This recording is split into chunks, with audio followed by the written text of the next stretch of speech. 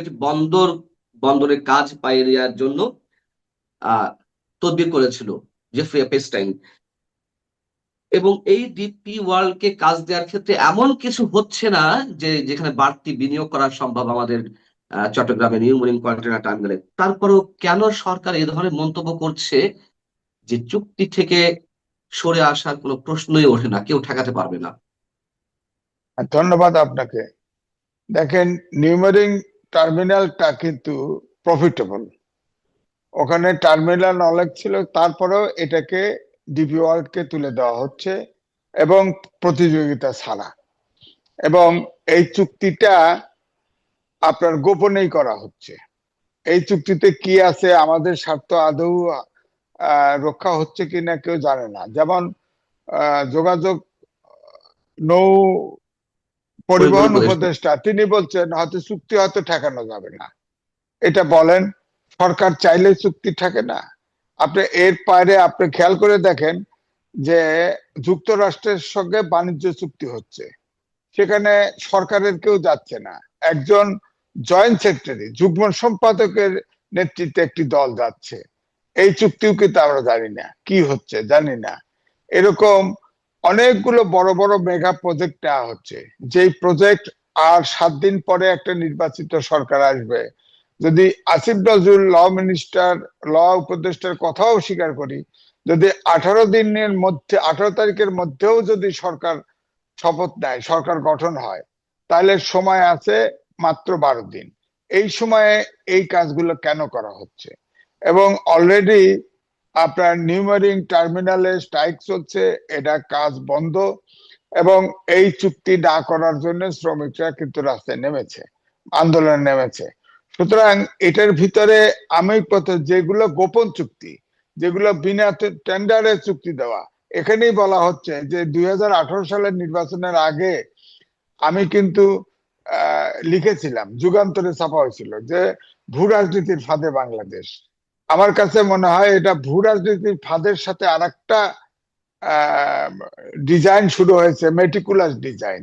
Meticulous ডিজাইনে পরাশক্তি গুলার আপনি খেয়াল করে দেখেন, ফেনীতে ইপিজেড এর জন্য জায়গা রাখা হয়েছিল, সেটা কিন্তু এখন ড্রোন ড্রোন তৈরির কারখানা করা হচ্ছে। এটা এটা শোনা যাচ্ছে যে চীনকে দেওয়া হচ্ছে।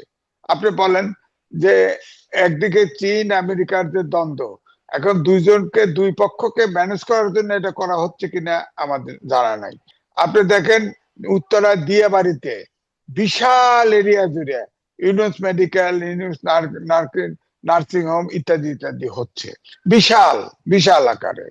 তো এগুলো কেন হচ্ছে আমাদের কাছে তো মনে হয়, এছাড়া আপনি দেখেন এই যে ইলেকশন নিয়েও যতগুলো সূত্র দেখা যাচ্ছে, এগুলোতে মনে হয় না যে নির্বাচন খুব শান্তিপূর্ণ ভাবে হবে।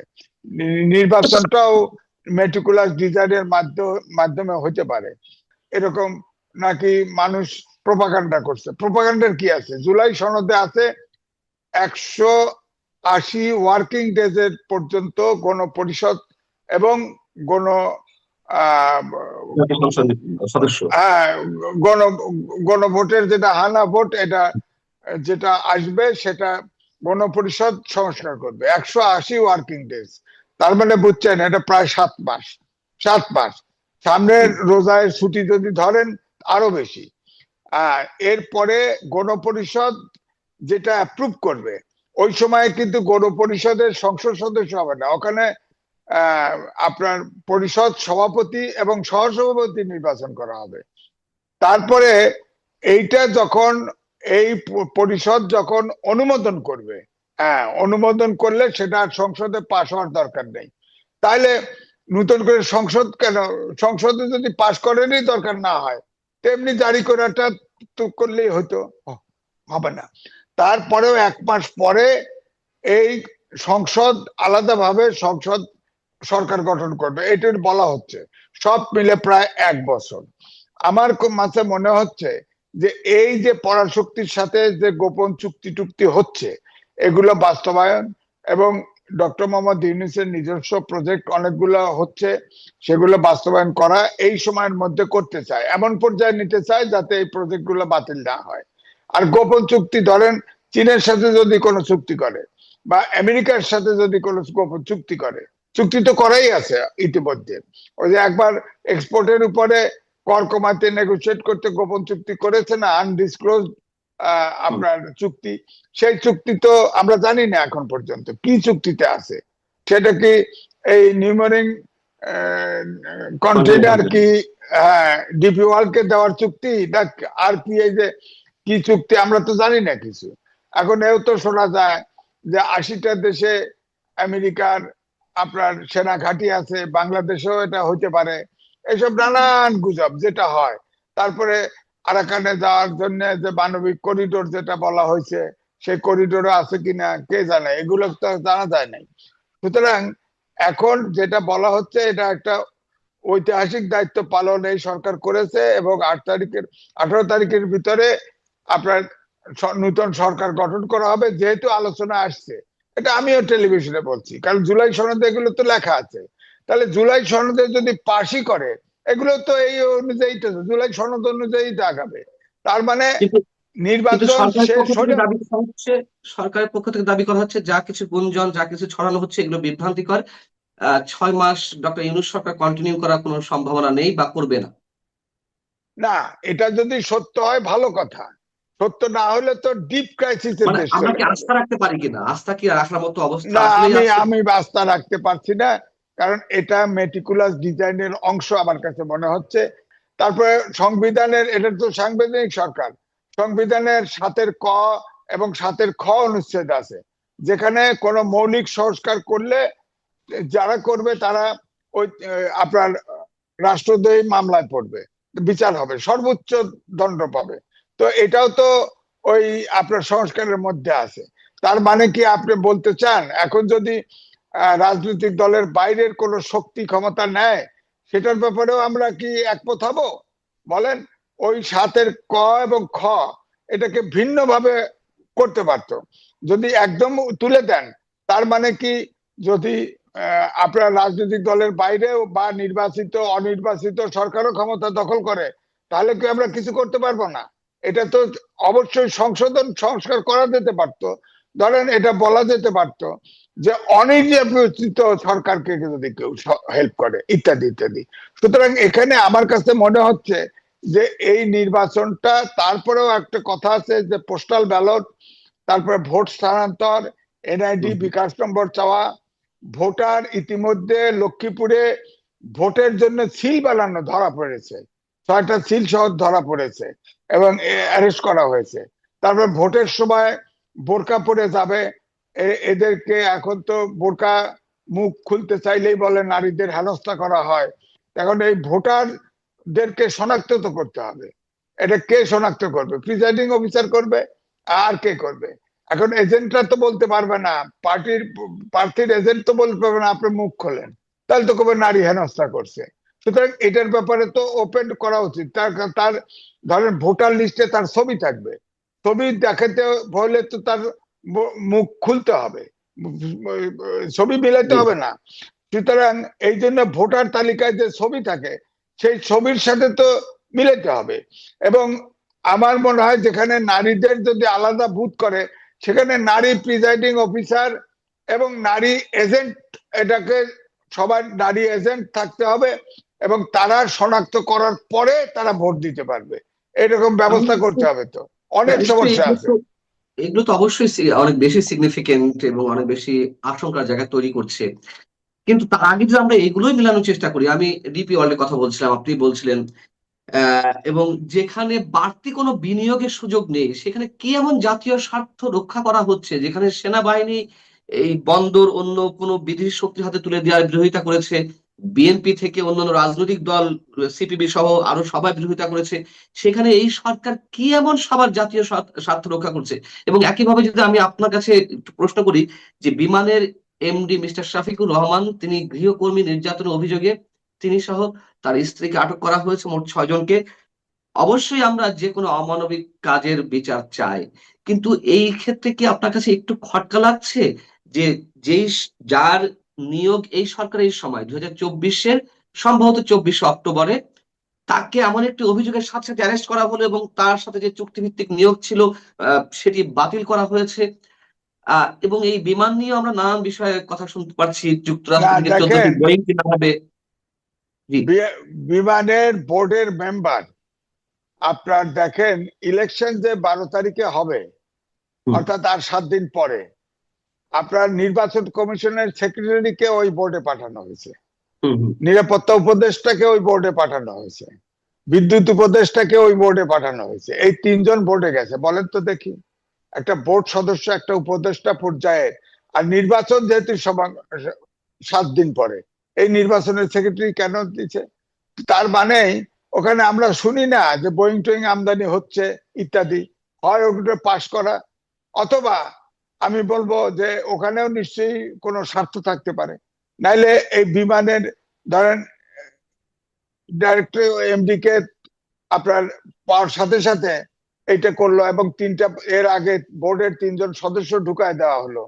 সুতরাং এখানেও তো ম্যাটিকুলাস ডিজাইন আছে, এটা বোঝাই যায়। আপনি ইলেকশন কমিশনের 7 দিন পরে নির্বাচন, ইলেকশন কমিশনের সেক্রেটারিকে কেন ওখানে বোর্ডে দিবে বলেন আপনি? নিরাপত্তা পরিষদ, নিরাপত্তা উপদেষ্টা, যে রোহিঙ্গা আমাদের বোঝা, তিনি মানবিক করিডোর দিতে চাইছে, চেষ্টা করছে, বহুত চেষ্টা করছে, আর্মিকে তারও অধীনে নিতে চাইছে, দেশ বিদেশে তাকে দিয়ে ঘুরানো হয়েছে। বলেন তো একটা, আপনি একবার বলেন যে নিরাপত্তা উপদেষ্টা এ পর্যন্ত কি কাজ করেছে? এই গোপন চুক্তি টুক্তি গুলার নেগোসিয়েশন করা ছাড়া তো আমি তো কোনো কাজ দেখি না তার। তার কোনো প্রয়োজন আছে বলে মনে হয় না। তিনি তো সব জটিল জটিল কাজগুলো, গোপন কাজগুলো এগুলো করতেছে। কিছুদিন আগে তো যে কাতার টাতার সব জায়গায় মিডিল ইস্ট ঘুরে আইছে। তো সুতরাং তিনি তো, আমার কাছে মনে হচ্ছে যে মেটিকুলার ডিজাইন এবং পরাশক্তির ডিজাইন স্বার্থ রক্ষার জন্য এই কাজগুলি করতেছে। এখানে তো বাংলাদেশের ইন্টারেস্ট কমই বাস্তবায়ন হচ্ছে আমার কাছে মনে হয়। বলেন। সবকিছু মিলিয়ে তাহলে আপনি নির্বাচন যদি অনুষ্ঠিত হয় সেক্ষেত্রে আশঙ্কার কথা বলছিলেন, যেমন ভোটারদের চিহ্নিত করবে কারা বোরখা পরে গেলে, বা আরো অন্যান্য যে সমস্যাগুলো অসঙ্গতি গুলো রয়েছে পোস্টাল ব্যালট পেপার সহ। কিন্তু তার আগে কি অনেক ধরনের প্রশ্ন রয়ে যাচ্ছে না যে তাহলে আদৌ নির্বাচন হবে কিনা, বা নির্বাচনের সঙ্গে এই বিষয়গুলো সংশ্লিষ্ট কিনা? আপনার কি মনে হয় এই বন্দর পরিচালনা অন্য খাতে তুলে দেওয়া, বিমানের বিষয়, অন্যান্য যে অস্ত্র চুক্তি ইত্যাদি ইত্যাদি সবকিছুই নির্বাচনের সঙ্গে সম্পৃক্ত কিনা? না, নির্বাচন, কারণ এই চুক্তিগুলো তো অনেকগুলো হয়েছে, এখনো অনেকগুলো হয় নাই। সুতরাং এই চুক্তিগুলো হবে এবং কার্যক্রম শুরু হতে হবে। এই পর্যন্ত আমার ধারণা নির্বাচন হলেও এই যে জুলাই সনদের যে সব খটকাগুলি আছে, এতে 1 বছর টানা হবে। অর্থাৎ আমার কাছে মনে হচ্ছে এটা মেটিকুলাস ডিজাইনের অংশ, এবং পরাশক্তিগুলোকে এবং বড় বড় প্রজেক্ট নেওয়া, অপ্রয়োজনীয় প্রজেক্ট নেওয়া, গোপন চুক্তি করা, সব মিলেই মনে হচ্ছে এই নির্বাচনটা একটা মেটিকুলাস ডিজাইনের অংশ। এবং পরাশক্তিগুলোকে সবগুলোকে হাত করার চেষ্টা করতেছে ডক্টর মোহাম্মদ ইউনূস।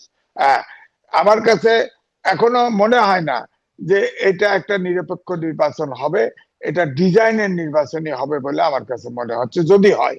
এবং যা হয় তারপরেও যদি দেখা যায় যে মেটিকুলাস ডিজাইন অনুযায়ী ইউনূস সাহেবের ইলেকশন হয়েছে, তাহলে হয়তো তার পছন্দের পার্টি ক্ষমতায় আসলে, যদি মেজরিটি পায়, তাকে দিয়ে ফেলতে পারে দায়িত্ব, সমস্যা নাই। কিন্তু যদি তার পছন্দের দল ক্ষমতায় না আসে, তাহলে কিন্তু 1 বছর অপেক্ষা করতে হবে। তখন সেই দল বসে থাকবে না, দেশে রাস্তায় নামবে এবং দেশে ভয়ঙ্কর সমস্যা তৈরি হবে। এবং তখন আমার কাছে কেন যেন মনে হয় নির্বাচিত সরকার ক্ষমতায় নাও পারতে পারে, ক্ষমতায় নাও থাকতে পারে, এমন অবস্থাও তৈরি হতে পারে।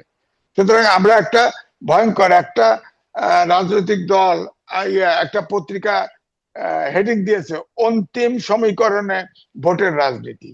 এই হেডিংটা আমার খুব পছন্দ হয়েছে। অন্তিম সমীকরণে ভোটের রাজনীতি, খেয়াল করে দেখেন, এটাই সত্য। আমার কাছে মনে হয় ভোটের রাজনীতি শেষ সীমানায় এসে পৌঁছাইছে, এবং সকল পরাশক্তির স্বার্থ আমার মনে হচ্ছে এই সরকার সংরক্ষণ করছে। এবং এতে করে বিভিন্ন জায়গায় আমরা বন্দী হয়ে যাচ্ছি, এবং নির্বাচনটাও এই মেটিকুলাস ডিজাইন অনুযায়ী হবে বলে আমার ধারণা। আমরা প্রায় শেষ পর্যায়ে, সর্বশেষ পর্যায়ে যে বিষয়টি আপনার কাছে জানতে চাই, ভারত প্রসঙ্গে সরকারের এক ধরনের স্বীকারোক্তি দেখলাম, পররাষ্ট্র উপদেষ্টা বলছিলেন যে যার যার স্বার্থে আসলে শেষে কাজ করেছে, ভারতকে আগের মতন দোষারোপ করেনি। ভারতের সাথে আগে আমেরিকার টানাপোড়েন ছিল, হুম। এখন এই টানাপোড়েনটা নাই। সুতরাং আমেরিকার সাথে যদি গোপন চুক্তি হতে পারে, ভারতের সাথেও হতে পারে, সমস্যা তো নাই। একই বলায় তো, একই বলায় আমেরিকার সাথে ভারতের সম্পর্ক ঠিক হয়ে গেছে তো। এই জন্য এখন আর আধিপত্য শক্তি ভারত নাই। হ্যাঁ, ভারত এখন মিত্র শক্তি। কিন্তু ভারত তো নিশ্চয় চাইবে না যে এই অঞ্চলে আহ যুক্তরাষ্ট্রের আধিপত্য বিস্তার করুক, তারা বঙ্গোপসাগরে নজরদারি করুক, সেন্ট মার্টিন তাদের হাতে যাক, বা মিয়ানমারকে করিডোর দেওয়া হোক। নিশ্চয়ই তারা উপর থেকে বন্ধুত্বের সম্পর্ক রাখে নিশ্চয়ই, কিন্তু ভিতরে ভিতরে যার যার স্বার্থে তো তারা অবিচল। শোনেন, ভারতও এখন পরাশক্তি আমাদের জন্য, হুম, হুম। পরাশক্তি। সুতরাং যার যার ইন্টারেস্ট সে করবে। এই জন্যই আমি বলি, আওয়ামী লীগের সাধারণ সম্পাদকের ভাষায়, তলে তলে যে কি খেলা হচ্ছে এটা ধুলা অন্ধকার, আমরা কিছু বুঝতে পারতেছি না। এই জন্য বলতেছি নির্বাচনটা মেটিকুলাস ডিজাইনের অংশ হচ্ছে। ফাইনালি কি হয় দেখতে হয়, ইলেকশন 12 তারিখে বোঝা যাবে, এর আগে বোঝা কঠিন আমার কাছে মনে হয়। তবে ভারত তো তার ইন্টারেস্ট প্রোটেক্ট করতে চাইবে, কিন্তু আমেরিকা থেকে ছাড়া ভারত যেমন চলতে পারবে না, এই অঞ্চলে ভারতকে ছাড়াও আমেরিকা চলতে পারবে না। সুতরাং এটা এই জন্যই দেখার বিষয়, মেটিকুলাস ডিজাইন কতটুকু কার্যকর হয়, কতটুকু কার্যকর হয় না, এটা দেখতে হবে।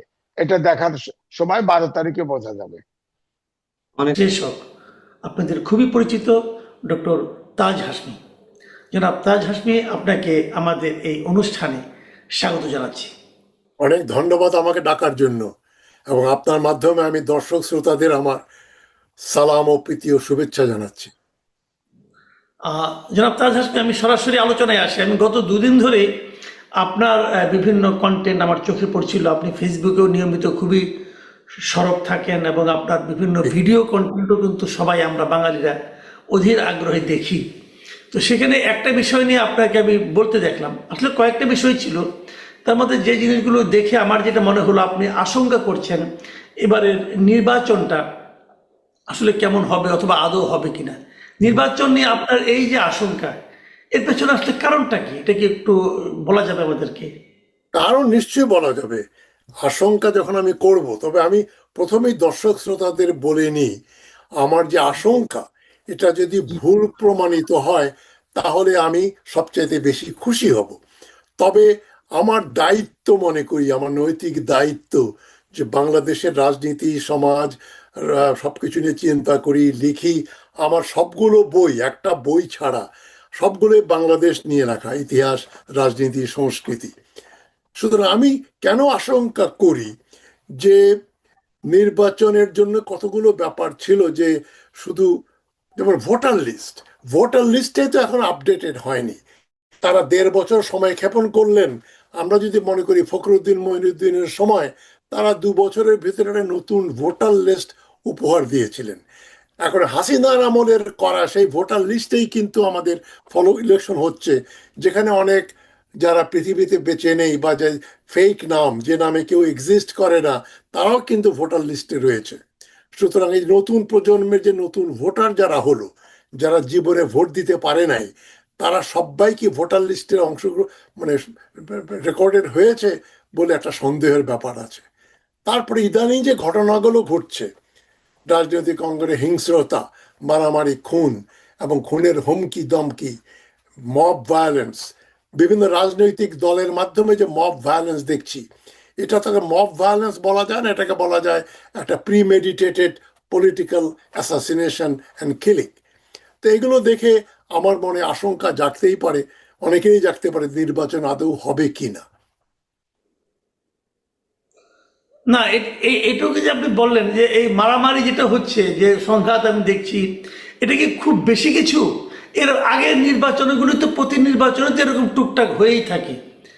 দ্যাটস ট্রু, এতে কোনো সন্দেহ নেই। তবে যে এলিমেন্টগুলোর সঙ্গে যোগ হয়েছে, সেনাবাহিনীকে চ্যালেঞ্জ করা, মানে একজন ক্যান্ডিডেট, যেমন জামাতের ক্যান্ডিডেট খালিদুজ্জামান, তিনি জি।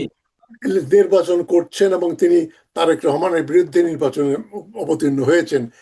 তিনি পর্যন্ত একটা মন্তব্য করলেন প্রায় মাসখানেক আগে বা 15-20 দিন আগে, যে ঢাকায় একটা সিটও বিএনপিকে দেব না। এই ধরনের কথা কিন্তু আমি তো সেই, আমার বয়স তো অনেক, 70-এর নির্বাচনে ভোট দিয়েছি, সুতরাং আমি জানি যে নির্বাচনের আগে তখন এরা শুনতাম না আওয়ামী লীগ বা অন্য কোনো দলের লোকজনকে বলতে যে ওদেরকে একটা সিটও দেব না, সব আমরা নিয়ে নেব। তারপরে কদিন আগে উনি ক্যান্টনমেন্টে গিয়ে ওই বন্দুকধারী গানম্যান নিয়ে ভিতরে প্রবেশ করলেন, গাড়ি থামালো সেন্ট্রি, তাকে বললেন তোমরা তো সারাদিন তারেক তারেক রহমানের পা চাটো এবং আমি এখানে ঢুকবো, গাড়িতে আমার বন্দুক থাকবে, এতে অসুবিধা কি আছে? তারপরে বললেন যে আমাকে একজন পরিচয় করে দিলেন, উনি জামাতের ক্যান্ডিডেট এবং আপনারা জানেন আমি তারেক জিয়ার বিরুদ্ধে, তারেক রহমানের বিরুদ্ধে নির্বাচন করছি। এখন নিজের পিতৃ পরিচয় বা নিজের পরিচয় না দিয়ে উনি তারেক রহমানের বিরুদ্ধে নির্বাচন করছেন, এটাই তার ক্রেডেনশিয়াল। শুনে খুব মায়া হলো ভদ্রলোকের প্রতি। কিন্তু আবার দেখছি আইএসপিআর খুব সুকৌশলে, যে ভিডিওটা করা হয়েছিল কয়েকদিন আগে, হঠাৎ করে কালকে ছেড়ে দিল। তো এখন দেখা যাচ্ছে সেনাবাহিনীর সঙ্গে ডক্টর ইউনূসের সরকারের এবং জামাত ইসলামের সঙ্গে সেনাবাহিনীর একটা দূরত্ব বৃদ্ধি পাচ্ছে। 70-এর নির্বাচনে বা 73-এর নির্বাচনে বা এর পরে যতগুলো নির্বাচন হয়েছে, সেনাবাহিনী কখনো পার্টি ছিল না। এখন সেনাবাহিনীকে গিয়ে বলছে তোমরা সকাল বিকাল বিএনপিকে তেল দাও, এবং বহু জেনারেল এসে আমাকে তেল মারে, এটাও বলেছেন উনি। তার মানে রাজনীতির সঙ্গে এখন সেনাবাহিনীর প্রত্যক্ষ যোগাযোগ হয়ে গেছে, এটা কিন্তু আমরা দেখতে পাচ্ছি। আমি একটা উদাহরণ দিই, ইউনূস সরকার যে কাজগুলো করছেন অনেক কিছুই কিন্তু দেখা যাচ্ছে, সরি, এই বাংলাদেশের মিলিটারি নিয়ে ডিফেন্স ব্যাপারে যে এগ্রিমেন্ট হচ্ছে, চীনের সঙ্গে যুদ্ধ জাহাজ দেবে, ড্রোনের ফ্যাক্টরি বানাবে, এগুলোর সঙ্গে সরকারের যে নীতি তার এক ধরনের দ্বন্দ্ব আমরা দেখতে পাই। সরকার যাচ্ছে খুল্লাম খুল্লা মার্কিন মার্কিন যুক্তরাষ্ট্রের দিকে, এদিকে দেখতে পাচ্ছি সেনাবাহিনী ঘোড়া ডিঙ্গিয়ে ঘাস খাচ্ছে। তারা চীনের সঙ্গে যে সমস্ত প্যাক্ট করেছে, এগুলো কি আসলে কেয়ারটেকার সরকারের করার কথা? অন্তর্বর্তীকালীন সরকারের তো কথা না, কিন্তু সেগুলো ঘটছে। তার মানে ইউনূস সাহেব এরও নিয়ন্ত্রণ করতে পারছেন না।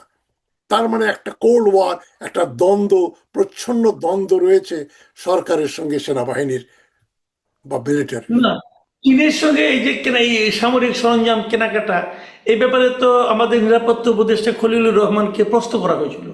উনি বলছেন এগুলো নাকি চলমান প্রক্রিয়া। উনি বলেছেন, কিন্তু এটা চলমান প্রক্রিয়া না। লেটেস্ট এক্সাম্পল আমি দেই, চীন এখন বাংলাদেশের কাছে 20টা যে যে 10 সিই বিমান, যেটাকে বলে মাল্টি রোল ফাইটার জেটস বিক্রি করছে, 20টা। পাকিস্তানকে 36টা দিয়েছে, একে 20টা দিচ্ছে বাংলাদেশকে। সেখানে আবার কন্ডিশন হচ্ছে 2.2 বিলিয়ন ডলারের প্রজেক্ট। চীন বলছে আমরা 2036 পর্যন্ত 10 বছরের জন্য তোমাদের ক্রেডিট দিচ্ছি এবং তোমাদের পাইলটদেরকে আমরা চীনে ট্রেন আপ করব। তারপরে চিটাগংয়ে শেখ হাসিনার আমলে 2015 সালের জুন মাসে একটা জায়গা দেয়া হয়েছিল ভারতকে, স্পেশাল ইকোনমিক জোন। তারা এখন ইন্ডাস্ট্রি করবে, এক্সপোর্টের জন্য তৈরি করবে, এক্সপোর্ট প্রমোশন জোনের মতো। সেই জমিটা ভারতকে না দিয়ে এখন রাতারাতি চীনকে দিয়ে দেওয়া হলো। শুধু তাই না, চীন সেখানে ড্রোন ফ্যাক্টরি ইন্ডাস্ট্রি বানাবে এবং বলছে আমরা টেকনোলজি ট্রান্সফার করব। এবং ড্রোন, আপনি যারা এখন বর্তমানে মিসাইল এবং ড্রোন এয়ারফোর্সকে অনেকটা সাপ্লিমেন্ট করছে, রিপ্লেস করার মতোই অবস্থা। বাংলাদেশ হবে তৃতীয় ড্রোন ম্যানুফ্যাকচারিং নেশন। এটা যদি ইউনূস সরকার যদি সত্যি উনি সরকারে কর্তৃত্ব থাকতো, এগুলো তো এখন তাড়াহুড়ো করে করার ব্যাপার ছিল না। এদের নির্বাচিত সরকার এসে করবে, কিন্তু সরকারের ভেতরে একটা সরকার, একটা ডিপ স্টেট কাজ করছে বলে আমি মনে করি। এর মাঝে আরেকটা বিষয় আপনি কিন্তু একটা চমৎকার মন্তব্য করেছেন, আমি দেখেছি ভিডিওটা। আপনি ওই আমাদের এই জামাতে ইসলামের যিনি আমির ডক্টর শফিকুর রহমানের যে এক্স হ্যান্ডেলের যে যে ওনার পোস্ট ছিল, সেটা নিয়ে যে আলোচনা সমালোচনা এবং জামাতের দাবি, হ্যাক হয়ে যাওয়ার দাবি এবং বঙ্গভবন থেকে একজন গ্রেফতার, এই পুরো বিষয়টা নিয়ে আপনার একটা নিজস্ব বিশ্লেষণ আমি দেখলাম। সেটা একটু আমাদেরকে জানাবেন কিনা আরেকবার? মানে ব্যাপার হলো, প্রথমে আমরা দেখলাম ওই পোস্টটা আসার 9 ঘন্টা পরে জামাত ইসলামী থেকে দাবি করা হলো যে ওনার এই পোস্ট হ্যাক করা হয়েছে, এবং এই হ্যাক করা এটাকে উনি ডিলিট করে দিচ্ছেন। পরে আবার 45 মিনিট পরেই ওটা ওই ওনার ওই অ্যাকাউন্টটা উনি ফিরে পান। তখন বাংলাদেশের এবং বাংলাদেশের বাইরে যারা কম্পিউটার নিয়ে, যারা কম্পিউটার বিশারদ, আমি কম্পিউটার ভালো বুঝি না, খুবই কম বুঝি, এমনকি বিবিসির বাংলা খবরেও দেখলাম যে একটা ভেরিফাইড এক্স হ্যান্ডেল বা টুইটার অ্যাকাউন্ট মানে জি। হ্যাক হয়ে যাওয়াটাই খুবই অসম্ভব ব্যাপার, প্রায় অসম্ভব ব্যাপার। এবং হ্যাকড হয়ে গেলে সেটা পুনরুদ্ধার করতে বলছে কমসে কম 5 ঘন্টা এবং 4-5 দিন সময় লাগতে পারে। কিন্তু এখানে দেখলাম 45 মিনিটেই ওটা বের হয়ে গেল, উনি কন্ট্রোলে নিয়ে নিলেন। তা আমি এর উপরটা আলোচনা করেছিলাম। আমি বলেছি যে শফিকুর রহমান সাহেব যেটা বলতে চেয়েছেন, ইংরেজিতে একটু বোধহয় গন্ডগোল হয়ে গেছে ব্যাপারটা। ওটা প্রচারিত হওয়ার 9 ঘন্টা পরে তাকে নিশ্চয়ই দলের লোকজন বলেছে যে হুজুর বা স্যার, এটা তো কেমন হয়ে গেল, অনেকে তো মনে করবে আপনি কর্মজীবী মহিলাদের আপনি প্রস্টিটিউট বলেছেন। উনি কিন্তু সেটা বলেননি।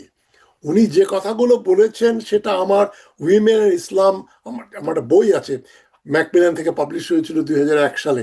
সেখানে আমি বলেছিলাম যে এই যে নারী উন্নয়ন, নারীর ক্ষমতায়ন ইত্যাদি বলে এনজিও, বিভিন্ন সংস্থা বলছে আমরা এইটা করছি সেইটা করছি, মেয়েদেরকে আমরা উন্নত করছি, ফলে দেখলাম গার্মেন্ট ফ্যাক্টরি হয় ওদেরকে আপনার মানে কিভাবে মিনিমাল একটা বেতন, যে বেতনে তাদের চলে না সে ধরনের চাকরি দিচ্ছেন, অথবা গ্রামীণ ব্যাংক ব্র্যাক প্রশিক্ষা থেকে তারা ঋণে জর্জরিত, 28% ইন্টারেস্ট দিয়ে বলছেন ফিমেল এম্পাওয়ারমেন্ট হচ্ছে। এগুলো যে পেন্টাগনের মানে ওয়ার্ল্ড ব্যাংক IMF এর কাজ, এগুলো আমি আমার বইতে বলেছি। তো শফিকুর রহমান সাহেবের বক্তব্যটা কিন্তু স্পিরিটটা আমি ধরতে পেরেছি। উনি বলেছেন যে এই যে নারীদেরকে যে উন্নয়নের নামে আপনার চাকরি বাকরি এবং নারী উন্নয়নের বাইরে, ঘরের বাইরে নিয়ে আসা হয়েছে, এদেরকে কিন্তু এক্সপ্লয়েট করা হচ্ছে। এই এক্সপ্লয়টেশনটা কিন্তু অনেকটা মানে ওই বেশ্যাবৃত্তির মতো, ইটস লাইক প্রস্টিটিউশন। উনি কিন্তু যেটা লোকে বুঝেছে যে উনি ঢালাওভাবে যত কর্মজীবী মহিলা আছে গ্রামীণ আপনার গার্মেন্ট ফ্যাক্টরিতে বলেন, অফিস আদালতে বলেন, সবাই প্রস্টিটিউট, এই কথা কিন্তু উনি বলেননি। উনার স্ত্রী একজন ডাক্তার, ওদের মেয়েরা ডাক্তার কাজ করে, সুতরাং এরকম ব্যাপার। জামাতের বহু মহিলাই বিভিন্ন জায়গায় কাজকর্ম করেন। তা আমি বলেছি যে ওটা না বলে যদি উনি বলতেন ভুলক্রমে এ ধরনের একটা টুইট আমার দ্বারা হয়ে গেল, আমি পরে চিন্তা করে দেখলাম যে এটা অনেকে ভুল বুঝবেন, সেই জন্য আমি এটাকে ডিলিট করে দিয়েছি, আমি ক্ষমা প্রার্থী বললেই কিন্তু ব্যাপারটা লেটা চুকে যায়। উনি বললেন, উদ্ধার করার পরেই বললেন আমরা ট্র্যাক ডাউন করেছি, এই বঙ্গভবন থেকে এটা হ্যাক করা হয়েছে। এবং আপনার মনে থাকবে ডিবি পুলিশ কিন্তু ওই দিনই স্টেটমেন্ট দিল যে না না, এটা করে হ্যাক অ্যাকাউন্ট হয়নি, এটা স্বয়ং শফিকুর রহমান সাহেব তার সেল ফোনেই এইটা পোস্ট করেছিলেন। কিন্তু পুলিশ যখন গ্রেপ্তার করলো বঙ্গভবনের একজন কর্মচারী, অ্যাসিস্ট্যান্ট সেক্রেটারি নাকি লেভেলের অফিসার, তখন আবার পুলিশ বলল যে হ্যাঁ এই তো হ্যাকারকে পেয়ে গেছি আমরা। তো এখন সরকারের এক পুলিশ ডিপার্টমেন্ট বলছে যে এটা ওনার নিজের করা, কোনো হ্যাক হয় নাই, আরেক পুলিশকে গ্রেপ্তার করে নিয়ে আসছে তাকে, যে ব্যক্তি সম্বন্ধে, যাদের সম্বন্ধে জামাত আবার বলছে বঙ্গভবন থেকে এটা হ্যাক করা হয়েছে। এগুলো উদ্দেশ্য প্রণোদিত, এবং আমি মনে করি সরকার প্রত্যক্ষভাবে জামাত ইসলামীকে সমর্থন করছে। তারা একটা নিউট্রাল ভূমিকা পালন করতে পারত। তার মানে নিরপেক্ষ ভূমিকা পালন করলেই ভালো হতো। এবং জামাতের আমির তার কথাটার যদি একটা ব্যাখ্যা দিতেন, যে ব্যাখ্যাটা আপনি এই মুহূর্তে দিলেন, সেই ব্যাখ্যাটা দিলে পুরো বিষয়টা অন্যরকম হতে পারতো। একেবারে কিন্তু এখন এখন উদরপিণ্ডি বুদর ঘাড়ে চাপাতে যে একটা বলির পাঠা সংগ্রহ করা হলো। তো এটা আমি আজকে দেখলাম, আমি একটা পত্রিকাতে দেখলাম যে ডিবিতে কিন্তু এটা নিয়ে এক ধরনের দ্বিধা বিভক্তি দেখা দিয়েছে। জি জি ডিবির অফিসার বলছেন অন্য কথা। জি, আপনি দেখেছেন কিনা? আমি সেটাতে বললাম, ডিবি প্রথম দিন স্টেটমেন্ট আসলো, তারা বললো কোনো অ্যাকাউন্ট হ্যাক হয় নাই, বিবিসি বাংলা দেখলাম তারাও বলেছে কোনো হ্যাক হয় না এবং এটা এত তাড়াতাড়ি উদ্ধার করা যায় না। হ্যাক হলে তো কিছু আপনার করেসপন্ডেন্স করতে হবে, আপনি টেক্সট করবেন বা একটা কিছু করবেন, এর ডকুমেন্টগুলো যদি দেখাতেন তাহলে খুব ভালো হতো। এই যে আমার অ্যাকাউন্ট হ্যাক হয়েছিল, উনি 9 ঘন্টা সময় নিলেন কেন? এখন 9 ঘন্টার ভিতরে কি কেউই এটা পয়েন্ট আউট করেনি যে আপনি কর্মজীবী মহিলাদের প্রস্টিটিউট বলেছেন বলে অনেকে ধারণা করতে পারে? তো এই ধরনের কোনো কিছুই আসলো না, হঠাৎ করে হ্যাক হয়ে গেল, বন্ধ করে দিলেন এবং দোষ চাপিয়ে দিলেন একজনের ঘাড়ের উপরে। ব্যাপারটা কি? জি, আমি আরেকটা প্রশ্ন একটু বলি। আমি আমি হাইপোথেটিক্যালি ধরে নিলাম আপনাকে খুশি করার জন্য যে আপনার শুরুর যে আপনার আশঙ্কাটা যে নির্বাচন হবে না, সেই আশঙ্কাটাই মিথ্যা হলো। আপনি তো মিথ্যা হোক এটাই চান, আমি ধরে নিলাম মিথ্যাই হলো। তো যদি মিথ্যা হয়, যদি নির্বাচন হয়, এই নির্বাচনের সম্ভাব্য ফল আপনি কেমন দেখছেন? না, আমি যেটা বলছি একটু কোয়ালিফাই করি। নির্বাচন যে হবে না সেটা কিন্তু আমি বলছি না। না, না, আমি বুঝতে পেরেছি। নির্বাচন হলেও ওটা এমন ডক্টর করে করা হবে যে যাদের সম্বন্ধে টাইম পত্রিকা বলছে 19% সাপোর্ট, ইকোনমিস্ট সেদিন বলল যে তারেক রহমান তো ক্লিয়ার উইনার।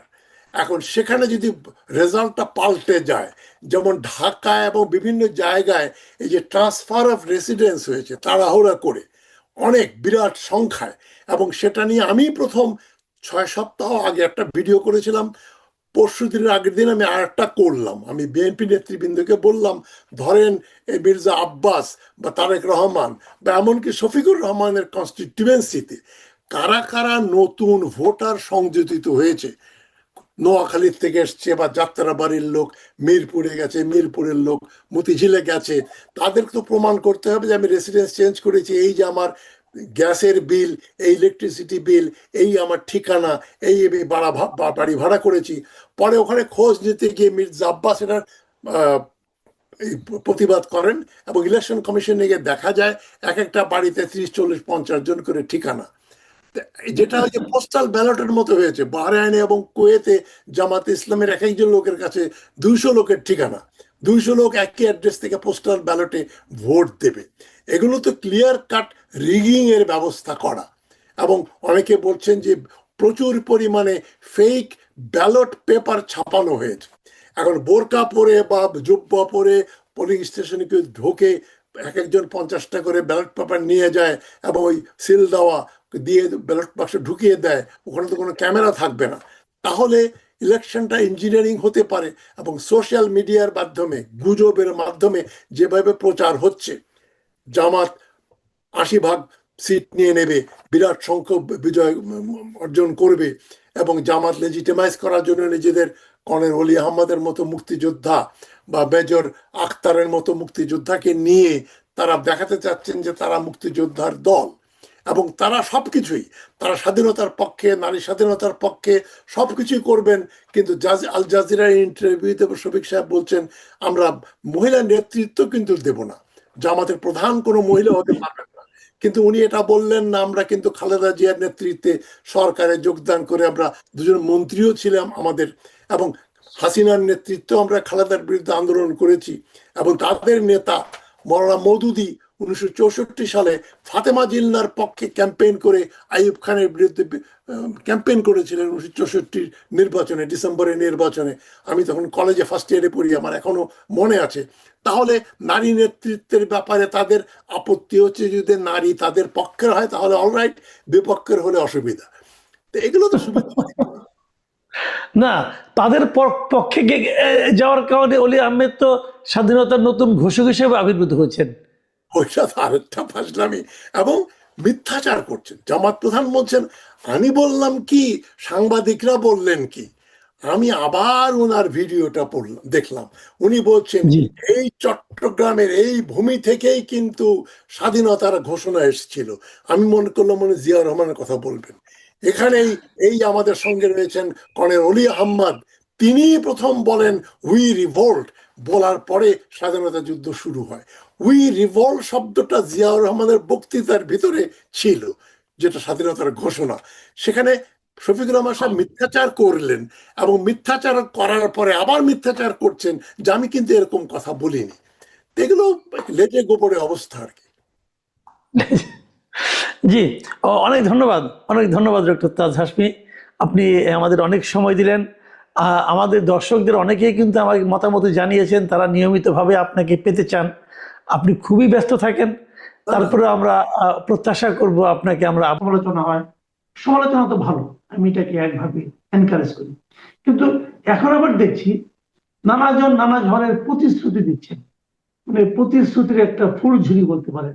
এটা আমরা দেখছি উভয় দলের মধ্যে, সকল দলের মধ্যে দেখছি এইটা করবে, সে সেটা করবে, যা তার আওতার বাইরে, আয়ত্তের বাইরে, নিয়ন্ত্রণের বাইরে, সেটাও তারা করে দেবে বলে অবলীলায় জনগণকে শোনাচ্ছে। আমার প্রশ্ন হলো দুটো, এক নম্বর হলো এই সমস্ত প্রতিশ্রুতি কি আসলে জনগণ বিশ্বাস করে, আর দুই নম্বর হলো এই প্রতিশ্রুতিগুলি কি আপনার কাছে বাস্তবায়নযোগ্য মনে হয়? দলগুলি কি আসলে এই প্রতিশ্রুতি বাস্তবায়নে সক্ষম? এখানে ধরুন যে এই যে নির্বাচনের পূর্বে যে প্রতিশ্রুতি দেওয়া হয়, এগুলি জনগণ খুব একটা বিশ্বাস করে না। আমি বলি খুব একটা না, একেবারেই বিশ্বাস করে না।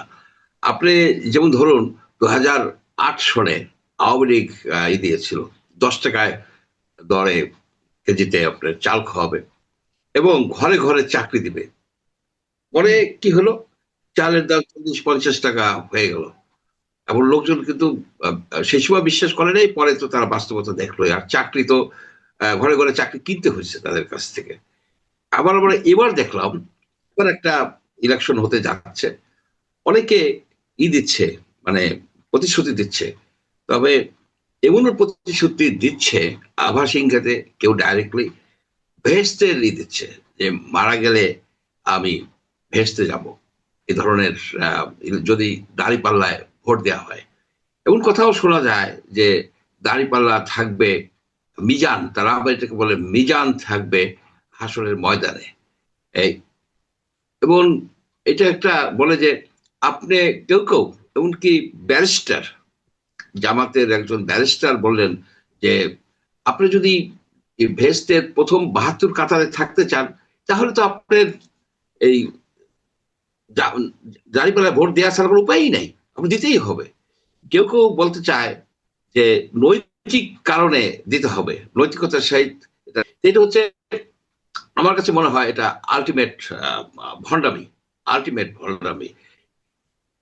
যে আপনি পরকালে ইহকালের একটা ভোট দিয়ে আপনি পরকালে ভেস্তে চলে যাবেন, ভেস্তে টিকিট, যদিও ডাইরেক্টলি বলে না, অস্বীকার করে, সবগুলো তাদের বড় বড় কথা মিলে এখানে একটা বিষয় তারা অন্য একটা বৃহত্তর বিএনপি। বিএনপি যেসব আশ্বাস দিচ্ছে আমি কিছুটা চিন্তা করে দেখছি যে এগুলি কি বাস্তবায়ন যোগ্য কিনা। যেমন ধরুন যে ফ্যামিলি কার্ডের কথা বলা হচ্ছে, আপনাকে এই ফ্যামিলি কার্ড মাধ্যমে আপনি অনেক কিছু করতে পারবেন, আপনার টাকা পাবেন, আপনার পাবেন, এতে আপনার হবে। তো প্রতিটা ফ্যামিলির জন্য আপনার 2500 করে টাকা দেওয়া হবে। আপনি এখন চিন্তা করেন যে তাদের হিসেবেই 4 কোটি ফ্যামিলি, অ্যাকচুয়ালি ফ্যামিলি আরো বেশি। আপনি যদি 4 কোটি ফ্যামিলি কার্ড দেন, প্রতি মাসে 2500 করে, প্রতিশ্রুতি অনুযায়ী 2500 করে আপনি টাকা দেন, তাহলে কিন্তু আপনার বাৎসরিক খরচ হবে 1,25,000 কোটি টাকা, শুধু ফ্যামিলি কার্ড পারপাজে 1,25,000 কোটি টাকা। এবং এইটা ডিস্ট্রিবিউশনের যে খরচ আছে, এখন আপনার সেই পরিপ্রেক্ষিতে দেখেন যে 2025-26 যে বাজেট হচ্ছে 7.90, অর্থাৎ 8 লক্ষ কোটি টাকার হচ্ছে বাজেট। আর তার ভিতরে যে একটা ফ্যামিলি কার্ডের জন্য যদি 16 লক্ষ কোটি টাকা করে ব্যয় করতে হয়, তাহলে তো এটা একটা অসম্ভব বিষয়। আমি জানি না এটা বাস্তবায়ন করতে পারবে কিনা। তারপরে বলা হয়েছে কৃষি কার্ড। সবচেয়ে ইন্টারেস্টিং বিষয় হলো যে এই ফ্যামিলি কার্ডের আর একটা বিষয় বলি, ফ্যামিলি কার্ড যে একটা নতুন কনসেপ্ট তা তো না। আপনার টিসিবির মাধ্যমে 1 কোটির মতো ফ্যামিলি কার্ড কিন্তু দেওয়া হয়েছে তাদেরকে স্বল্প মূল্যে, আপনার স্বল্প মূল্যে কিছু কিছু তেল, লবণ, চাল, এ ধরনের কিছু কিছু জিনিস দেওয়া হতো। এ ধরনের কার্ড কিন্তু আছে, স্মার্ট কার্ডও বানাই দিচ্ছে, ফ্যামিলি কার্ড, স্মার্ট কার্ড প্রায় 57 লক্ষ এই শহরেই আছে, এই সে আছে। সুতরাং এই এই যে ফ্যামিলি কার্ডটা, এটা কি বাতিল হয়ে যাবে? এটা তো আছে অলরেডি। আপনি যেমন কৃষি কার্ড, আজকে একটা ইন্টারেস্টিং বিষয় দেখলাম, একটা অ্যাডভার্টাইজমেন্ট কৃষি কার্ড। এক বিএনপির একজন ক্যান্ডিডেট, সে যাচ্ছে ক্ষেতের মধ্যে, যে এক কৃষককে ধরলো, সে বললো যে এই যে তোমাকে ভাই, আপনাকে কৃষি কার্ড দেওয়া হবে, কৃষি কার্ড দিলে আপনি সার বীজ এটা সেটা পাবেন। কিন্তু কৃষি কার্ড তো বাংলাদেশে আছে, 2010 সাল থেকে কৃষি কার্ড আছে, তার মাধ্যমে সার বীজ, আপনার ডিজেল এগুলি একটু সস্তায় পায়। এটা যে নাই তা তো না।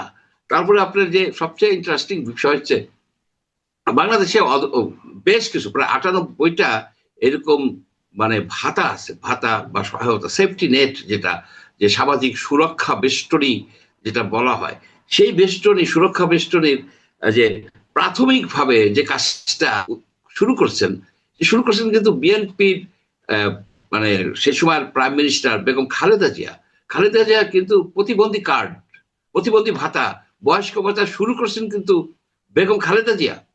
সুতরাং এই সরকারের যদি আগামী যে যদি বিএনপি সরকার গঠন করে, তাহলে আমি পরামর্শ দেব যে আপনারা সবগুলি কার্ড যেগুলি আছে সেগুলিকে সুসংহত করেন, এবং এর ভিতরে অনেক দুর্নীতি আছে এবং দলীয়করণ করা হয়েছে, যে যারা আওয়ামী লীগের ভোটার তাদেরকে দেওয়া হয়েছে এগুলিকে।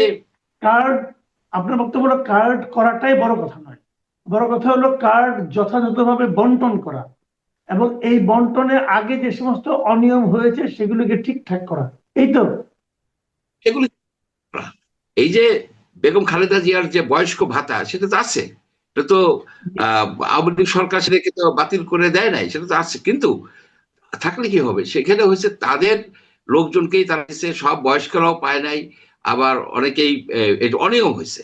এই অনিয়মটাই হচ্ছে সবচেয়ে বড় বিষয়। এগুলিকে নতুন 98টা এই ভাতা আছে, কার্ড বলেন, ভাতা বলেন, এ ধরনের এগুলিকে আমি মনে করি কিছু কিছু আছে অতিরিক্ত যে অতিরিক্ত মাথা ভারী প্রোগ্রাম, যখন ইচ্ছে হয়েছে তখনই করছে, এগুলিকে কনসলিডেট করা উচিত, এইখানে আইনা নতুন কার্ডটা দেওয়া দরকার নেই। আপনি কৃষি কার্ডের যে অ্যাডভার্টাইজমেন্ট আপনি দিলেন, বললেন যে কৃষি কার্ড তো আছে, ইট এক্সিস্ট, কিন্তু এটাকে আরো বেশি সুসংগত করা দরকার, আরো বেশি সঠিকভাবে দেওয়া দরকার, এবং বলা হচ্ছে যে কৃষককে দেওয়া হবে কার্ড, যার জমি আছে। আপনি যার জমি আছে, এই কথাটা আপনি বলতেছেন, জমি আছে কয়জনের? বেশিরভাগ যারা কৃষি কাজ করেন তারা অন্যের জমিতে কাজ করে, তারা তো কৃষি কার্ড পাচ্ছেন না। তারা একটা সুরাহা করেন, আপনি 10,000 টাকা কি কৃষি ঋণ সুদসহ মওকুফ করতে চাচ্ছেন, কিন্তু এটা ভালো উদ্যোগ, আমি বলবো মওকুফ করে দিচ্ছেন। কিন্তু আপনারা কি জানেন যে কিস্তির দায়ে, এই গ্রামীণ ব্যাংকের কিস্তি এবং অন্যান্য কিস্তির দায়ে মানুষ অনেকে সুইসাইড করে, মানুষের মানসিক রোগ হয়ে যায়, এক কিস্তি নিয়ে আর এক কিস্তির দায় কিন্তু বন্দী হয়ে গেছে। যে একটা সময় ছিল যে এই সুদখোরদের অত্যাচারে বাংলার এই কৃষকরা পর্যুদস্ত ছিল, তখন তৎকালীন মুখ্যমন্ত্রী শেরে বাংলা একে ফজলুল হক, উনি কিন্তু ঋণ সালিসি বোর্ড করে বাংলার কৃষককে ঋণের হাত থেকে মুক্ত করেছিল। এই আমি মনে করি যদি বিএনপি সরকার গঠন করে, তার একটা উদ্যোগ হবে যে কিস্তি সালিসি বোর্ড করে কিস্তির হাত থেকে, কিস্তির অত্যাচার থেকে এই বাংলার যে কৃষক বলেন, শ্রমিক বলেন, সাধারণ জনগোষ্ঠীকে মুক্ত করা। কারণ এখানে অনেক হাই রেটের সুদ, এটা একটা সুদের চক্রের মধ্যে পড়ে গেছে। এবং এটার দায়ী কিন্তু ডক্টর ইউনূস। কিন্তু ডক্টর ইউনূসকে দেখা দেখি শত শত সুদ দেওয়ার প্রতিষ্ঠান কিন্তু গড়ে উঠছে, তারা নিষ্পেষিত করে এই সুদের জন্য। জি, আরেকটা জিনিস আমি দেখলাম যে দুদিন ধরে একটা আলোচনা খুব চলছে, সেটা হলো জামায়াতের আমিরের আপনার এক্স হ্যান্ডেলে একটা পোস্ট দিয়ে উনি কর্মজীবী নারীদের কিভাবে আখ্যায়িত করেছেন এটা নিয়ে নানা ধরনের কথা। তারপরে জামাতের পক্ষ থেকে বলা হলো তাদের আইডিটা হ্যাক হয়েছিল, হ্যাক হওয়ার পরে এগুলি ছাপা হয়েছে, এরকম নানা ধরনের অজুহাত দেওয়া হচ্ছে। কিন্তু আজকে যে জিনিসটা দেখলাম, এটা আসলে আমি আলোচনা করতে চাচ্ছিলাম না, কিন্তু আজকে যে কারণে আমি এই আলোচনাটা আপনাকে প্রশ্ন করতে যাচ্ছি, যে আজকে দেখলাম যে খুলনার সমাবেশে তারেক রহমানও এই প্রসঙ্গটা তুলে এনেছেন এবং তিনি বলেছেন যে নারীদের নিয়ে কুরুচিপূর্ণ মন্তব্যের পর আইডি হ্যাকের অজুহাত দিয়েছে এরা মিথ্যাবাদী। তো তারেক রহমান উনি বিএনপির প্রধান, উনি যখন প্রকাশ্য জনসভায় এই অভিযোগটা করেন তখন এটার ব্যাপারে আপনারা কি বক্তব্য থাকতে পারে? আচ্ছা, আমি এই বক্তব্যটা পড়েছি, এই উনি যে টুইটার, অর্থাৎ এক্স তো আগের টুইটার, এটা পড়েছি। আমার কাছে মনে হয়েছে যে এটা ওনার কোনো অ্যাডমিন এটা করেছেন, মানে অ্যাডমিন করা মানে ওনার করা, এটা এক। দুই নম্বর কথা, আপনি দেখেন এখানে একটা অত্যন্ত বাজে শব্দ উনি ইউজ করছেন, যে যারা বাইরে চাকরি করে তারা একেবারে মানে দেহ ব্যবসায়ী, এটাই উনি বলছেন। এবং এর আগে কিন্তু আরো অনেকগুলি কথা বলছেন।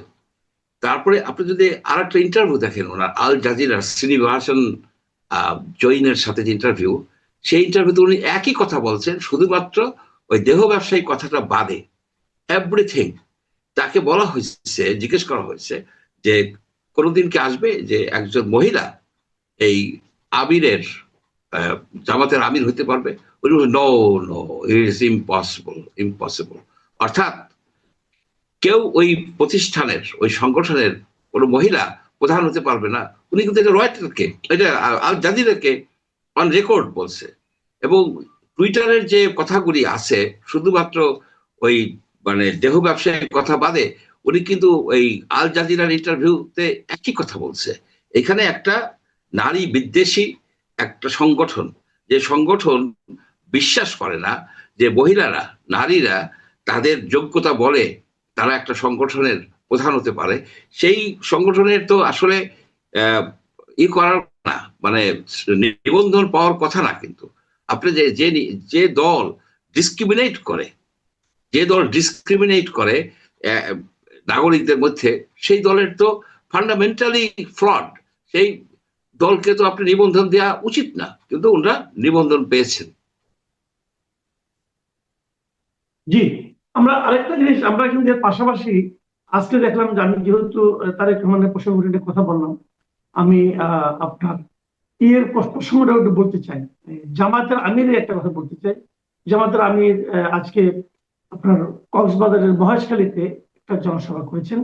সেখানে তিনি বলেছেন যারা হার বিপক্ষে অবস্থান নেবেন, বাংলাদেশের 18 কোটি মানুষ ধরে নেবে তারা আবার ফ্যাসিবাদ কায়েম করতে চান। এই উনার এই মন্তব্যটা কি আপনার কাছে অতি সরলীকৃত মনে হয় না? এই মন্তব্যটা ওনার মতো একজন পার্টি চিফের কাছ থেকে আসা উচিত হয় নাই। হার বিপক্ষে অবস্থান নেবে অর্থাৎ যারা না ভোট দেবে তারা ফ্যাসিবাদের দোসর, এই যে কথাটা বলতেছে, এই ধরনের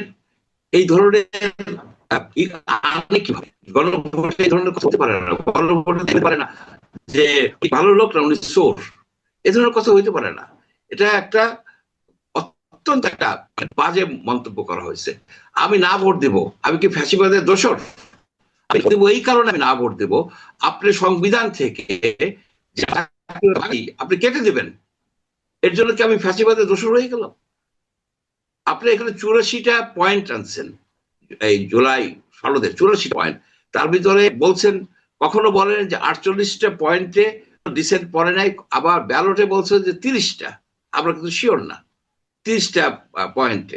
আমাকে উত্তর দিতে হবে একটা। এইগুলি বেকুব ছাড়া কি? যারা এই গণভোটটা করছে সেটা টোটালি একটা মানে বেকুব টাইপের লোকজন ছাড়া 84টা কোশ্চেনের একটা হা কিংবা নাতে হয়। আমি এর মধ্যে অনেকগুলি ভালো পয়েন্ট আছে, আমি সেগুলিতে এগ্রি করি। আবার অনেকগুলি পয়েন্ট আছে যেগুলোতে আমি এগ্রি করি না। আমি মনে করি যে আমাদেরকে আপার হাউসের দরকার নাই, ইটস মাই ওপিনিয়ন, কিন্তু আমাকে এখানে অপশন রাখে দেয়। সেই জন্য আমি বলি এটা একটা ফল্টি, একটা মানে একটা জনমত যাচাই, একটা ফল্টি সিস্টেমের মধ্যে চলে গেছে। একটা পদ্ধতিগতভাবে এটা মানে এটাকে অ্যাকসেপ্টেবল বলা যাবে না। সুতরাং এইখানে যে সেই জামাতের উনি বলছেন, ওনার এটা বলাটা আমি অ্যাকসেপ্ট করি না। এবং সরকার যেটা করতেছে, সরকার যে হা ভোটের পক্ষে তারা প্রতিনিয়ত প্রচারণা চালাচ্ছেন, সরকারি টাকা, সরকারি গাড়ি, সরকারি আপনার প্রচার মাধ্যমকে ব্যবহার করে তারা এই যে করতেছেন, এটা আইনগতভাবে এরা এরা অপরাধ করে ফেলতেছেন। এটা এক ধরনের অপরাধ। এবং ইলেকশন কমিশন যে সরকারি কর্মকর্তারা যদি এটার প্রচারণা চালায় তাহলে তারা আইনগতভাবে দণ্ডনীয় হবেন, এমনকি খুব সম্ভব 2 বছর জেলের কথাও বলা হয়েছে। এখন তো এই জিনিসটা বোঝাই গেল যে এই জিনিসটা বেআইনি কাজ তারা করে আসছে। আচ্ছা, এই যে জামাতের আমির সাহেব এই যে বললেন যে যারা গণভোটে না বলবে মানে তাদেরকে উনি ফেসিবাদের দোষর বললেন। গণভোট মানে কি? গণভোটটা হচ্ছে আপনার জুলাই সনদের ব্যাপার, ঠিক আছে? তো জুলাই সনদে যে সমস্ত সংস্কার প্রস্তাব আছে সেগুলোতে যারা না বলবে তারা হলো ফেসিবাদের দোষর। কিন্তু এটার কথা আমি যদি এটা পাল্টা প্রশ্ন করি যে জুলাই সনদে যারা হ্যাঁ বলেছেন এবং স্বাক্ষর করেও সেই জুলাই সনদ যারা মান্য না করেন তাদেরকে আমরা কি বলবো? কারণ জুলাই সনদে তোমরা স্বাক্ষর করে এসেছেন যে সংসদ নির্বাচন উনি 5% নারীকে মনোনয়ন দিবেন, তুমি তো এটা মান্য করেন নাই, তাহলে ওনাদেরকে আমরা কি বলবো? ওনারা কার দোষর?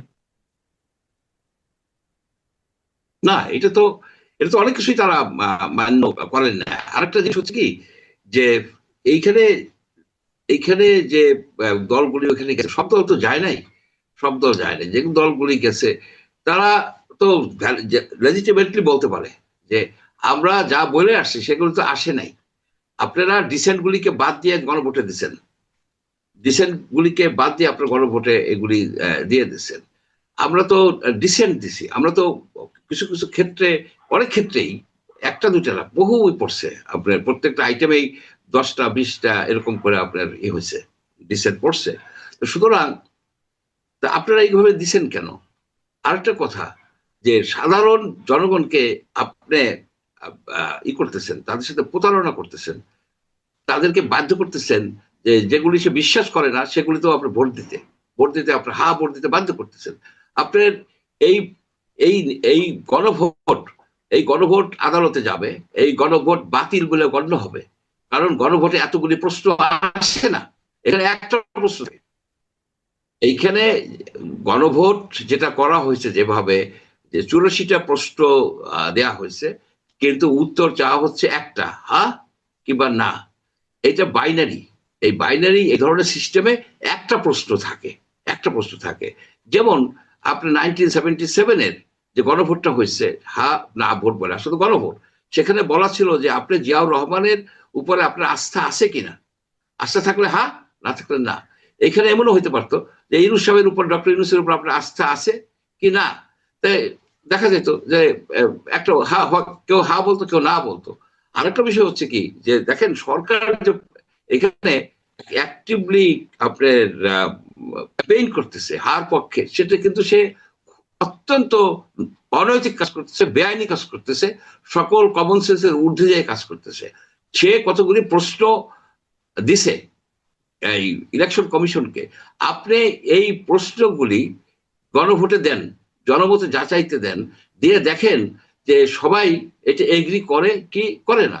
যারা এগ্রি করবে সবগুলিতে তারা হ্যাঁ বলবে, যারা এগ্রি করবে না তারা না বলবে, রাইট? সেইখানে তারা তো এটার পেছনে এসে ঝাঁপাই পড়তে পারে না, এটা হলো জনগণ ডিসাইড করবে। সুতরাং সবকিছু যদি আপনি এই করে দেখেন, বিবেচনা করে দেখেন, এই যে গণভোটের প্রশ্ন, মাল্টিপল প্রশ্ন আপনি দিচ্ছেন একটা ইসের মধ্যে, একটা হ্যাঁ না প্রশ্নে, এগুলি তো হবে না, এগুলি তো অ্যাকসেপ্টেবল হবে না। আর একটা জিনিস আপনি দেখেন যে জুলাই সনদ বাস্তবায়ন আদেশ 2025 যে আদেশটা, এটা একটা অর্ডিন্যান্স হিসেবে পাশ হয়ে গেছে। এই অর্ডিন্যান্সটা সংসদের বসার 30 দিনের মধ্যে আপনার আইনে রূপান্তরিত করতে হবে, আর তা না হইলে বিল আকারে উঠাইতে হবে, তা না হইলে আপনার এটা অটোমেটিক্যালি বিলুপ্ত হয়ে যাবে, রাইট? এইটাকে আপনি গণভোটে দিচ্ছেন কেন? আপনার অর্ডিন্যান্সকে গণভোট দিয়ে জাস্টিফাই করবেন কেন? অর্ডিন্যান্স তো প্রেসিডেন্সিয়াল অর্ডিন্যান্স হয়ে গেছে, এবং এটা পরবর্তী সংসদ বসার পরে এটা ভাগ্য নির্ধারিত হবে, রাইট? কিন্তু আপনি এটাকে গণভোটের মধ্যে দিচ্ছেন কেন? গণভোটে কিন্তু 2টা এলিমেন্ট। একটা এলিমেন্ট হচ্ছে যে জুলাই সনদ বাস্তবায়ন 2005 এই আদেশ, এবং জুলাই সনদের উপরে আপনার সমর্থন আছে কিনা, হ্যাঁ কিংবা না। এখন এটা তো জুলাই সনদের উপর না শুধু, এবং ওই যে আদেশের মধ্যে নানাবিধ জিনিস আপনি ঢুকাইছেন। আপনি সেখানে বলছেন যে আমাদের যে মৌলিক অধিকার, নাগরিকদের যে মৌলিক অধিকারের কথা আছে, বাক স্বাধীনতা, চিন্তার স্বাধীনতা, জীবনের স্বাধীনতা, মুভমেন্টের স্বাধীনতা, এই ধরনের কতগুলি আইটেম একেবারে অমোচনীয়, এগুলিকে সংবিধানের মূল বিষয়, সেইগুলিকে আপনি উজ্জ্বল রাখছেন কেন? আপনি উজ্জ্বল রেখে বলছেন যে মৌলিক অধিকারগুলি এই ঐক্যমত্য কমিশনের রিপোর্টের মধ্যে দেয়া হবে মানে আমরা এখন জানতে পারবো না, আগে হ্যাঁ ভোট দিতে হবে, না ভোট দিতে হবে। আপনি কেন আমাদের যে জাতীয়তার বিষয় ছিল যে এদেশের জনগণ জাতি হিসেবে বাঙালি এবং নাগরিক হিসেবে বাংলাদেশি হিসেবে পরিচিত হবে, গণভোটে আপনি 84টা প্রশ্ন দিচ্ছেন, একটা উত্তর চাচ্ছেন হ্যাঁ কিংবা না। এটা ফান্ডামেন্টালি একটা বিভ্রান্তিকর বিষয়। এটা মামলা হলে এটা বাতিল হয়ে যাবে। এই বিষয়টা সরকার এই 84টা প্রশ্ন জনগণের সামনে তুলে ধরছে, যে এই ইলেকশন কমিশনের মাধ্যমে জনগণ কি এটাকে হা বলে, ইয়েস বলে কিংবা নো বলে। সেইখানে তো সরকারের কোনো রকমের আপনার প্রচারণা চালানোর কোনো অবকাশ নেই। জি, অন্য একটা প্রসঙ্গে আসি, ওটা নিয়ে আলোচনা হয়েছে অলরেডি, এবং এর মধ্যে আমি যতটুকু জানি, যে আমি জানি মানে সবাই জানেন, যে নির্বাচন কমিশন নিজেরাও বলেছেন যে আপনারা এটা করতে পারেন না, আইনগতভাবে আপনারা অবৈধ দণ্ডনীয় অপরাধ করেছেন। এবং সেই দণ্ডনীয় অপরাধ বলার পর সেই অপরাধের আদৌ কোনো সাজা হবে কিনা সেটাও আমরা জানি না। বাট আইন যখন আছে, অপরাধ যখন করেছে, আইন যখন লঙ্ঘন করেছে, আমি তো মনে করি যে এই দণ্ড দেওয়া উচিত। এবং এই দণ্ডটাও আমরা জানি, দণ্ডটা হলো যদি কেউ এরকম প্রচারণা চালায়, তার ন্যূনতম সাজা হলো, মিনিমাম সাজা হলো 1 বছর কারাদণ্ড এবং অর্থদণ্ড, আর ম্যাক্সিমাম সাজা হলো 5 বছরের কারাদণ্ড এবং অর্থদণ্ড। তা আমার কথা হলো কি, প্রত্যেকটা ডিসি সরকার, মানে ডিসি যারা সরকারের কর্মকর্তা আছে, তারা নিজেরা এই আইন ভঙ্গ করেছেন এবং তারা তাদের অধস্তনদের আইন ভঙ্গ করতে প্ররোচিত করেছেন। তো তাদের সবারই কি শাস্তি হবে কিনা, তাদের শাস্তির আওতায় আনা হবে কিনা? নির্বাচন কমিশন, তাই মনে করি এখন তাদের উচিত যে এই নির্বাচন বন্ধ করে দেওয়া। তারা বন্ধ করবে কিনা যাক সেটা অন্য প্রসঙ্গ, ওই প্রসঙ্গে আমরা পরে আলোচনা করি। আমি এখন যে প্রসঙ্গটা বলে শেষ করতে চাই সেটা হলো, আপনি জানেন যে ঢাকা উত্তরের যিনি মেয়র মোহাম্মদ এজাজ, যাকে নাকি এই অন্তর্বর্তীকালীন সরকার কেন কিভাবে তাকে নিয়োগ দিয়েছেন, কোন যোগ্যতায় নিয়োগ দিয়েছেন, তার কিছুই আমরা জানি না। আমরা কেবল দেখেছিলাম ওই সময়ে তাকে তৎকালীন যিনি এলজিআরডি মন্ত্রীর দায়িত্বে ছিলেন, মন্ত্রণালয়ে ছিলেন, আসিফ মাহমুদ সজীব ভুইয়া, তিনি তাকে নিজস্ব চিঠি লিখে বলছিলেন যে তাকে নিয়োগ দেওয়া হোক, সে খুবই যোগ্য, অমুক তমুক। এবং এর মধ্যে উনি তার যোগ্যতার পরিচয় দিয়েছেন, এবং যোগ্যতার এমন পরিচয় দিয়েছেন যে দুদক তাকে বিদেশ যাওয়ার ব্যাপারে তার নিষেধাজ্ঞা আরোপ করেছে। তো একজন মেয়রের জন্য তার এই নিয়োগ, এই ব্যক্তির ব্যক্তিগত চরিত্র, আমি যতদূর জানি এর সঙ্গে আপনার নিজস্ব কিছু যোগাযোগ হয়তো আগে ছিল, কিভাবে ছিল এই বিষয়টা যদি একটু বলতেন সংক্ষেপে। না, তার সাথে আমার এইসব দুর্নীতির বিষয়ে কোনো যোগাযোগ ছিল না। সে অ্যাকচুয়ালি নিজেকে দাবি করে একজন নদী ঠদি নিয়ে কাজ করে, জলাভূমি নিয়ে কাজ করে, এবং সেসব বিষয়ে সে লেখালেখি করছে, এবং তার একটা এনজিও আছে। এবং আমি দেখছি যে অ্যাকচুয়ালি এই এনজিওর কর্মকাণ্ডের আড়ালে সে বিভিন্ন লোকের পক্ষ হয়ে আপনার তদবির বাণিজ্য করে। এই জন্য আমি জাতীয় নদী রক্ষা কমিশনে যখন আমি চেয়ারম্যান ছিলাম, আমার অর্ডার ছিল যে সে ওইখানে অফিসে আসতে পারবে না। অফিসে এসে সে বিভিন্ন কাগজপত্র বিভিন্ন ভাবে সে ইনফ্লুয়েন্স করার চেষ্টা করতো। তাকে কেন, আরো কয়েকজনকে আমি নিষিদ্ধ করে দিয়েছিলাম, সে আসতে পারতো না। এই ধরনের ক্যারেক্টারের একটা লোক, এবং তার অনেক কাহিনী আমি আরো জানি, শুনেছি, সেগুলি আর এখানে বলতে চাচ্ছি না। এই ধরনের একজন লোককে কিভাবে একটা সিটির একটা বড় একটা অংশ, অর্ধেক, তার মেয়র পদমর্যাদায় না হোক, মেয়রের এফেক্টিভলি মেয়র হিসেবে নিয়োগ দেওয়া হয়, এটা আমার কোনো, সে কোনোদিন কোনো সরকারি চাকরি করছে কিনা আমি জানি না, সরকার কিভাবে সে কাজ করবে জানি না, তাকে কোন যোগ্যতায় কোন বিবেচনা নেওয়া হলো। কিন্তু সে যে কাজটা করছে অত্যন্ত গর্হিত কাজ করছে। সে দুদক তার অফিসে গেছে, অফিসে যে তাকে বলছে, তার তদন্তে আসছে, এখন তাকে পাসপোর্ট তো তার হ্যান্ড ওভার করে দিতে হবে, সে বিদেশে যেতে পারবে না। অর্থাৎ দুদকের জালে সে জড়াই গেছে, এখান থেকে তার বের হওয়া মনে হয় হবে না। মাঝখান দিয়ে হয়তো কিছু অফিসাররাও হবে আপনার তার জন্য হেনস্থা হবে। এইসব দুর্নীতিবাজ লোকদেরকে আপনার কোনো প্রতিষ্ঠানেই নেওয়া উচিত না। তাকে কিভাবে আপনার উত্তর সিটি কর্পোরেশনের মেয়রের দায়িত্বে দেওয়া হলো, কোন যোগ্যতায়? তাকে কেউ চিনতো? তাকে কেউ চিনতো না। জি, অনেক ধন্যবাদ।